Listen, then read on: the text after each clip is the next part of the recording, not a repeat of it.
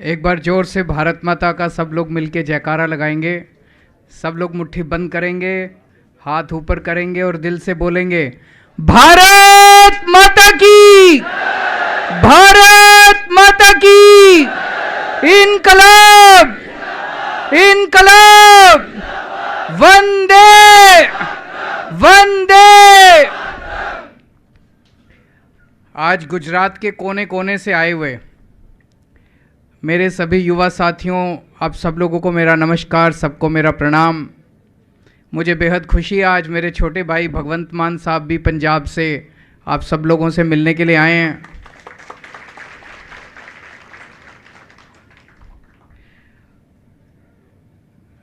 अभी हमारी बहन की आंसू देख के मेरा भी दिल पसीज गया। युवाओं को रोने नहीं देंगे हम लोग, युवाओं को रोना नहीं है। शहीद आज़म भगत सिंह का जन्मदिन आने वाला है, हमें उनसे प्रेरणा लेनी है कि इन लुटेरों से लड़ेंगे। इन्होंने देश को बर्बाद कर दिया। भगत सिंह ने ऐसे भारत के लिए थोड़ी अपनी जान दी थी।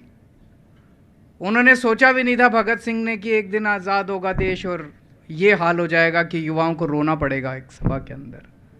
इसे ठीक करना है, हम सबको ठीक करना है, मिलके ठीक करना है कि नहीं करना है?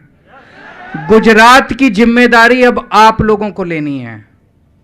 27 साल हो गए इन लोगों को राज करते करते। जैसा भगवंत मान जी ने कहा, अब जमाना बदल गया, अब नया जमाना आ गया, नई पार्टी को लेके आइए, इस पुरानी पार्टी को उखाड़ के फेंक दीजिए। अब मैं आपसे पूछना चाहता हूं, इन 27 साल में इन लोगों ने टोटल मिला के गुजरात के बच्चों को कितने रोजगार दिए? कितने रोजगार दिए इन्होंने टोटल? फिर वोट क्यों देते हो इन लोगों को? अगर इन्होंने एक भी रोजगार नहीं दिया आप लोगों को, अगर युवाओं को रोना पड़ता है, अगर किसी की डेथ हो जाए और उसके बच्चे को कंपैशनेट ग्राउंड पे नौकरी नहीं मिलती, अगर पेपर रोज फूटते हैं, अगर युवाओं को रोजगार नहीं मिलता, सरकारी स्कूलों की बुरी हालत है, प्राइवेट स्कूल फीस बढ़ा रहे हैं, वेटिंग लिस्ट करते नहीं हैं ये लोग, अभी सारी चीज मैंने सारा लिखा है एक एक आप लोगों का, फिर आप लोग इनको वोट क्यों देते हो? आप लोग इनको अभी तक वोट इसलिए देते थे कि इनको वोट नहीं देंगे तो कांग्रेस को देना पड़ेगा। कांग्रेस तो और भी खराब है, तो इसीलिए मजबूरी में इनको वोट देना पड़ता था। इस बार मजबूरी नहीं है, इस बार मजबूरी नहीं है। इस बार एक ईमानदार पार्टी है, नई पार्टी है, नए चेहरे हैं, नई राजनीति है, राष्ट्रवादी पार्टी है। इस बार इनकी सरकार बदल दो, रोजगार भी मिलेंगे, वेटिंग लिस्ट भी मिलेगी, कंपैशनेट ग्राउंड पर नौकरियां भी मिलेंगी।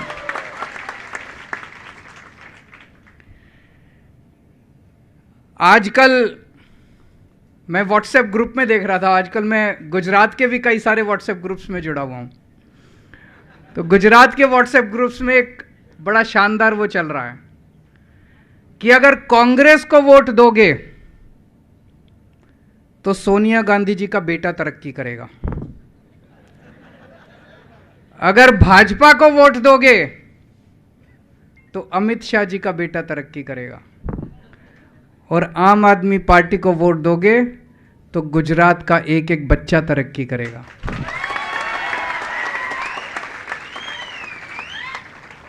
कौन पार्टी भविष्य दे सकती है? भाजपा भविष्य दे सकती है? कांग्रेस भविष्य दे सकती है? केवल आम आदमी पार्टी भविष्य दे सकती है।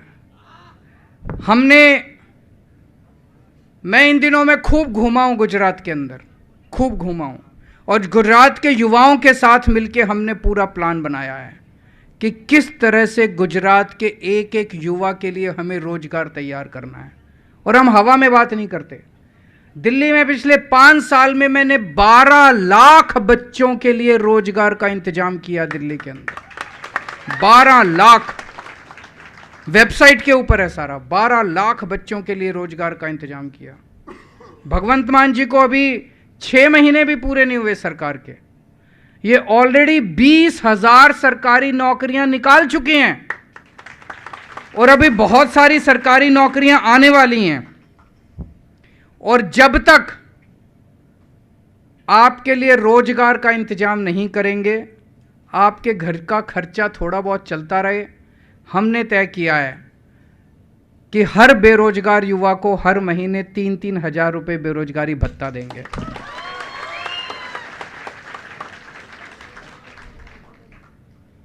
मैं अभी थोड़े दिन पहले गुजरात आया था। एयरपोर्ट पे उतरा, जैसे ही एयरपोर्ट पे उतरा वहाँ पे कुछ भाजपा वालों के युवा बच्चे आए हुए थे। उन्होंने मुझे देखते ही चिल्लाना चालू किया, मोदी मोदी मोदी। आज इस मंच से मैं उन सारे बच्चों को कहना चाहता हूँ, मैं आपको आपका नारा बदलने के लिए कभी नहीं कहूँगा, आप उन्हीं का नारा लगाइए, लेकिन हमारी सरकार बनी तो रोजगार मैं आपको भी दूंगा, बेरोजगारी भत्ता आपको भी दूंगा।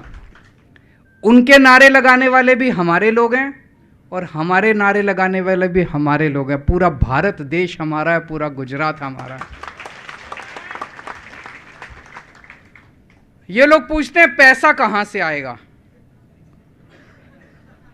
ये कहते हैं ना फ्रीबी 3-3 हजार रुपए बेरोजगारी भत्ता दोगे, पैसा कहां से आएगा, इतने रोजगार कहां से दोगे, पैसा कहां से आएगा।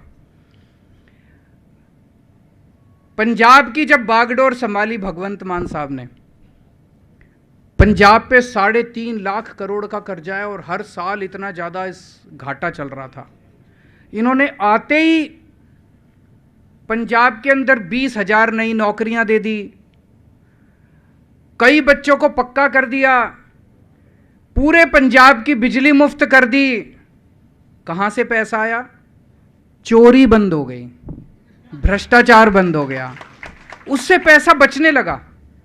इनका मैं देख रहा था, शायद काफी जीएसटी के अंदर 25% के करीब रेवेन्यू बढ़ गया, 25% रेवेन्यू बढ़ गया। क्यों? पहले जो चोरी करते थे लोग, वो देखने लगे कि अच्छी सरकार आ गई है, स्कूल अस्पताल बना रही है, लोगों ने खुद ब खुद टैक्स देना चालू कर दिया, चोरी बंद हो गई। इन लोगों ने इतनी चोरी कर रखी है, इतनी चोरी कर रखी है, इन लोगों ने सारा पैसा इन नेताओं ने, इन दोनों पार्टियों के नेताओं ने, अगर इन दोनों पार्टियों के नेताओं की प्रॉपर्टी बेच दी जाए, मुझे लगता है गुजरात का सारा कर्जा जो है वो सारा वो खत्म हो सकता है। इन्होंने इतना पैसा कमा रखा है। आम आदमी पार्टी की सरकार बनेगी, एक एक पैसा आपके ऊपर खर्च करेंगे, एक भी पैसा चोरी नहीं होने देंगे।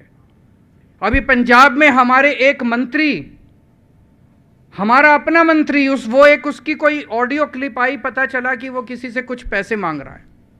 विपक्ष को भी नहीं पता था, मीडिया वालों को भी नहीं पता था, हम चाहते तो दबा सकते थे। मान साहब ने उस अपने मंत्री को जेल भेज दिया। कभी सुना है? भारत के इतिहास में कभी नहीं हुआ, 75 साल में कभी नहीं हुआ कि अपने मंत्री को उठा के जेल भेज दिया। तो दोस्तों, भ्रष्टाचार बर्दाश्त नहीं करेंगे। जो ये कहते हैं पैसा कहां से आएगा, एक एक पैसा, सरकार में पैसे की कमी नहीं है। जो ये स्विस बैंकों में पैसा भेजते हैं, इतना पैसा इन्होंने गुजरात का पैसा स्विस बैंकों में भेज रखा है, इतना इन्होंने प्रॉपर्टी खरीद रखी है, अनाप शनाप प्रॉपर्टी खरीद रखी है। ये सारी लूट बंद करेंगे, इनसे पैसा भी रिकवर करेंगे और गुजरात सरकार का एक एक पैसा आपके ऊपर खर्च होगा। पैसे की कमी नहीं है, चिंता मत करना। हम 10 लाख सरकारी नौकरियां देंगे। कैसे देंगे? गुजरात में अभी सरकारी स्कूलों की बात हो रही थी, कई लोग बोल रहे थे सरकारी स्कूलों का बहुत बुरा हाल है। दिल्ली के सरकारी स्कूल के बारे में पता है आप लोगों को कि अच्छे हो गए? पता है ना? जैसे दिल्ली के सरकारी स्कूल शानदार किए हैं, पंजाब के अंदर भी शुरू हो गया, गुजरात के सरकारी स्कूल भी, सारे सरकारी स्कूल शानदार बनाएंगे। गुजरात के सरकारी स्कूलों में अभी बहुत सारे टीचरों की पोस्टें खाली पड़ी हैं, टीचरों की बहुत सारी कमी है। अभी कह रहे थे कंप्यूटर टीचर की बहुत ज्यादा कमी है। केवल कंप्यूटर नहीं, मुझे पता चला साइंस के भी बहुत सारे टीचरों की कमी है। हर स्कूल के अंदर टीचरों की इतनी सारी नई पोस्ट क्रिएट करनी पड़ेगी। अगर हमें अपने बच्चों को, हर क्लास में एक टीचर तो होना चाहिए। अभी मैंने सुना एक टीचर 5-5 क्लासों को साथ बिठा के पढ़ाता है। कई स्कूल ऐसे हैं जहां एक भी टीचर नहीं है, स्कूल ही नहीं खुलते हैं, बच्चे ही नहीं आते हैं। इसको ठीक करना पड़ेगा। हमें इतने नए टीचरों की भर्ती करनी पड़ेगी, नई टीचरों की पोस्टें क्रिएट करनी पड़ेगी, इतने सारे नए सरकारी स्कूल बनाने पड़ेंगे। उन सरकारी स्कूलों में इतनी नई टीचरों की पोस्टें आएंगी, इतना नया स्टाफ लगाया जाएगा, सफाई का स्टाफ, सिक्योरिटी का स्टाफ, इतना नया स्टाफ आएगा। मैं समझता हूं कुछ लाख सरकारी नौकरियां तो स्कूलों के अंदर ही पैदा हो जाएंगी। अगर हमें एक सुनहरा गुजरात बनाना है, सबसे पहले शिक्षा को ठीक करना पड़ेगा। उसी तरह से इतने सारे कॉलेज खोलने पड़ेंगे, कॉलेजों के अंदर इतने प्रोफेसरों की और इतने स्टाफ की भर्ती होगी। उसी तरह से इतने सारे मोहल्ला क्लिनिक, अभी 6 महीने के अंदर भगवंत मान साहब ने 100 मोहल्ला क्लिनिक खोल दिए गुजरात के अंदर, पंजाब के अंदर, दिल्ली के अंदर हमने कोने कोने में हर गली के अंदर एक मोहल्ला क्लिनिक खोला हुआ है। गुजरात में हमें कम से कम 20,000 मोहल्ला क्लिनिक खोलने हैं, कम से कम 20,000, और एक एक मोहल्ला क्लिनिक में कम से कम 5 लोगों की पोस्ट होती है। 1 लाख पोस्ट तो यहीं हो गई मोहल्ला क्लिनिक में। हमें जो सरकारी अस्पताल हैं आज गुजरात के अंदर, उनका बुरा हाल है कि नहीं है? इलाज नहीं होता कुछ भी। ये सारे सरकारी अस्पतालों को ठीक करेंगे तो इतने सारे नए डॉक्टर रखने पड़ेंगे, नई नर्सें रखनी पड़ेगी, नया स्टाफ रखना पड़ेगा, इतनी नई पोस्टें क्रिएट होंगी। और ये मेरा मजाक उड़ा रहे थे। मैं जिस दिन 2-3 महीने पहले आया, मैंने कहा 10 लाख सरकारी नौकरियां। कहते हैं केजरीवाल को तो कुछ पता ही नहीं है, केजरीवाल टोटल नौकरियां, सरकारी नौकरियां 5 लाख हैं। अरे तुम कुछ करते ही नहीं हो गुजरात के लोगों के लिए। अगर हम सारी सेवाएं देने लगेंगे, अभी एक नया काम शुरू होने जा रहा है पंजाब के अंदर। अभी आप लोगों को जो सरकारी राशन मिलता है, आप लोग राशन की दुकान पे जाते हो कि नहीं जाते? गरीब आदमी, राशन वाला ठीक से राशन देता है कि नहीं देता? नहीं देता, चोरी करता है राशन की, ठीक से राशन नहीं देता, उसमें डंडी मारता है, तोलता ठीक नहीं है, पैसे ज़्यादा लेता है, मिलावट करता है, दुकान नहीं खुलती। होता है कि नहीं होता? अब पंजाब में एक नई शुरुआत होने जा रही है। आपको राशन की दुकान पे जाने की जरूरत ही नहीं है। आपका अच्छे से बोरी में पैक होके गेहूं और चावल पैक होके साफ सुथरा आपके घर पहुंच जाएगा। अगर आपके घर में साफ सुथरा 25 किलो गेहूं, 10 किलो चावल, 2 बोरी में पैक होके साफ सुथरा राशन आपके घर पहुंचेगा, तो आपके घर राशन पहुंचाने के लिए भी तो कई सारे नौकरियां लगेंगी, कई सारी पोस्टें लगेंगी। होंगी कि नहीं होंगी? इतनी पोस्टें, इतनी पोस्टें। मैं तो सोचता हूं तो मुझे लगता है 10 लाख तो कम है, मुझे लगता है 5 साल में 20 लाख सरकारी नौकरियां दे देंगे हम। और ये जब देखो इनका पेपर फूट जाता है, इनका कुछ समझ नहीं आता। मैं आज लिस्ट लेके आया हूं। ये इन्होंने पिछले कुछ सालों में सर अगर गुजरात का सिस्टम ठीक होता, अगर गुजरात का सिस्टम ठीक होता तो कोई भी पेपर ना लीक होता। हाँ।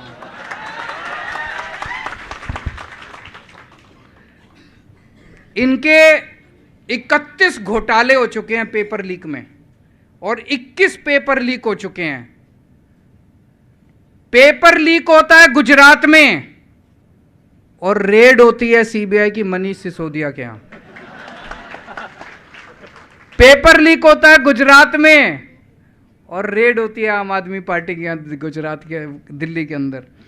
2014 में चीफ ऑफिसर का पेपर फूट गया, 2015 में तलाटी का पेपर फूट गया, 2016 में जिला पंचायत तलाटी का पेपर फूट गया, 2017 में 12वीं क्लास का बायोलॉजी का पेपर फूट गया, 2017 में जीटीयू सिविल इंजीनियरिंग का पेपर फूट गया, 2018 में टेट का पेपर फूट गया, 2018 में मुख्य सेविका का पेपर फूट गया, 2018 में नायब चिटनिश का पेपर फूट गया, 2018 में लोक रक्षक एलआरडी का पेपर फूट गया, 2018 में बिन सचिवालय का पेपर फूट गया, 2018 में बीएड का पेपर फूट गया, 2021 में हेड क्लर्क का पेपर फूट गया, 2021 में सौराष्ट्र यूनिवर्सिटी का पेपर फूट गया, 2022 में वन रक्षक का पेपर फूट गया।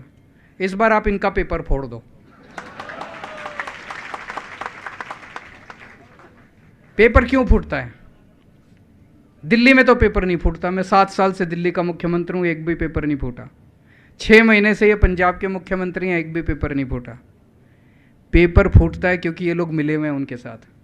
पेपर फूटता है क्योंकि ये लोग पेपर फुटवाते हैं, इनके लोग हैं जो पेपर फोड़ते हैं।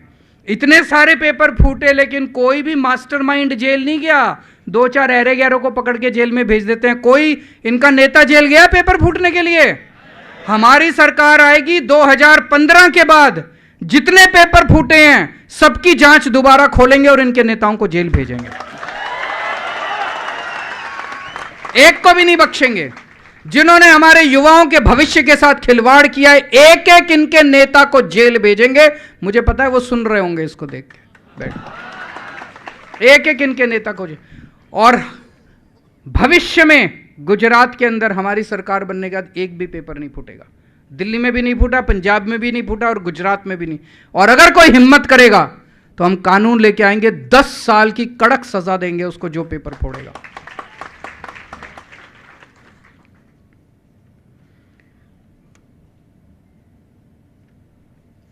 दोस्तों, एक और मेरे पास कई सारे एजिटेशन चल रहे हैं यहाँ पे।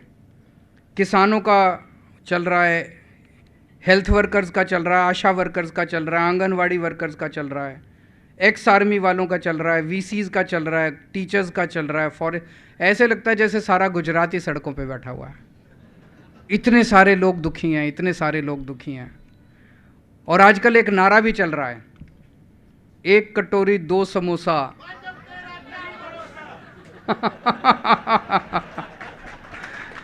एक कटोरी 2 समोसा, 1 कटोरी 2 समोसा। इस बार भगा दो इन लोगों को।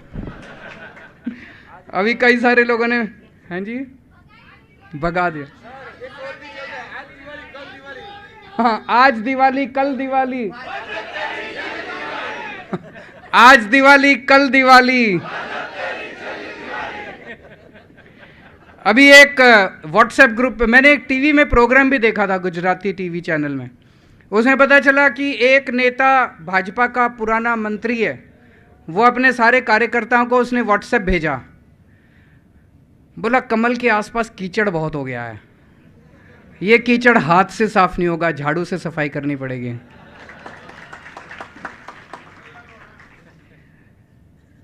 हमारी सरकार आएगी तो कुछ लोगों ने पूछा कि भर्ती कैलेंडर एडवांस में जारी, मैं आज भर्ती कैलेंडर जारी करके जा रहा हूं।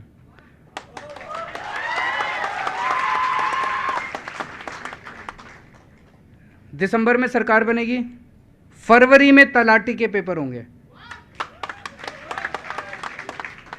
अप्रैल में रिजल्ट आ जाएगा और अप्रैल एंड तक सबकी पोस्टिंग हो जाएगी। ठीक है, मई में टीएटी और टीईटी, टैट और टेट 1 और 2, इन दोनों के तीनों के एग्जाम मई में होंगे और जुलाई में नतीजे आ जाएंगे।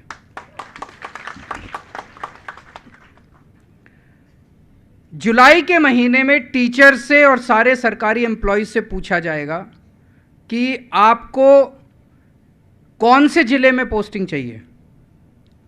जो जिस जिले में मांगेगा उसको उस जिले में पोस्टिंग कर दी जाएगी। उसके बाद वैकेंसी लिस्ट बनेगी कि अब किस जिले में कितनी वैकेंसी है, और फिर अगस्त के महीने में इनकी टीचरों की पोस्टिंग का, टीचरों की भर्ती का कार्यक्रम शुरू होगा और अक्टूबर तक सारे टीचरों की भर्ती का काम पूरा करके सबको पोस्टिंग दे दी जाएगी। सब इंस्पेक्टर और असिस्टेंट सब इंस्पेक्टर, इनकी भर्ती का प्रोसेस अगले साल नवंबर में शुरू होगा और दिसंबर में सबकी पोस्टिंग कर दी जाएगी। हर पेपर की एक वेटिंग लिस्ट तैयार की जाएगी। वो वेटिंग लिस्ट 1 साल तक मान्य होगी। जैसे अभी कई सारे लोगों का मैं देख रहा था, सबकी प्रॉब्लम वेटिंग लिस्ट है। वेटिंग लिस्ट हर उसकी बनाई जाएगी। 1 साल तक अगर उसमें कुछ भी खाली होता है उसके अंदर, तो वो 1 साल तक, कुछ लिखा हुआ है मुझे समझ नहीं आ रहा, वो भी कंप्यूटर टीचर की मैंने बोला कि नई पोस्टें भी क्रिएट करेंगे और भर्ती भी करेंगे, बिल्कुल करेंगे। वेटिंग लिस्ट तैयार की जाएगी और वेटिंग लिस्ट 1 साल के लिए मान्य होगी और उस वेटिंग लिस्ट के उसके बाद जितनी उसमें वैकेंसी आएगी वेटिंग लिस्ट से भर्ती होती रहेगी। पहले सीनियर पोस्ट भरी जाएंगी, उसके बाद फिर जो जो वैकेंसी होगी उसके हिसाब से फिर जूनियर पोस्टें भरी जाएंगी। जब भी आप कोई सरकारी पेपर देने जाते हो, सरकारी पेपर देने जाने के लिए आपका बस का किराया मुफ्त होगा। और अभी किसी ने बोला कि चुनाव के टाइम होते हैं तभी पोस्ट वो करते हैं, पेपर भर्तियां शुरू करते हैं, 5 साल तक कुछ काम नहीं करते। मैंने आपको दिखाया कि फरवरी से ही भर्ती का काम शुरू हो जाएगा। जैसे पंजाब में उन्होंने और 20,000 नौकरियां दे दी हैं, तो हमारा जैसे ही सरकार बनेगी भर्ती का काम शुरू हो जाएगा। और गुजरात में 80% प्राइवेट नौकरियां गुजरात के लोगों के लिए, गुजरात के बच्चों के लिए रिजर्व की जाएंगी। ये वाला चुनाव, हमारी आम आदमी पार्टी एक क्रांतिकारी पार्टी है, क्रांतिकारी विचारों से बनी है, नए विचारों से, नई राजनीति से बनी है। और ये युवाओं की पार्टी है, युवाओं को बहुत अच्छी लगती है। जो थोड़े से बुजुर्ग हो जाते हैं ना, वो फिर कट्टर, ये तो देखो भाई मैं तो ज़िंदगी भर बीजेपी का था, मैं तो ज़िंदगी भर कांग्रेस का था, वो फिर सुनते। अब आप लोगों की जिम्मेदारी है अपने अपने घर में सबके वोट डलवाना। हर युवा को जिम्मेदारी लेनी पड़ेगी। गुजरात के बदलाव की जिम्मेदारी गुजरात के युवाओं को लेनी पड़ेगी। दिल्ली के युवा खड़े हुए थे तब दिल्ली बदली थी, पंजाब के युवा खड़े हुए थे तब पंजाब बदला था। अब टाइम आ गया गुजरात के युवाओं को खड़े होने का, अगर गुजरात बदलना है तो। मेरे को राजनीति करनी नहीं आती, मैं देखता हूँ रोज ये लोग मेरे को इतनी गालियाँ देते हैं, कहते हैं केजरीवाल ठग है, केजरीवाल महाठग है, केजरीवाल खालिस्तानी है, केजरीवाल आतंकवादी है, केजरीवाल कुत्ता है, कमीना है, फलाना है। मेरा क्या कसूर है? मैं तो यही कह रहा हूँ मैं आपके स्कूल बनवा दूंगा, मैं तो यही कह रहा हूँ मैं आपको रोजगार दे दूंगा, मैं तो यही कह रहा हूँ आपके अस्पताल बनवा दूंगा।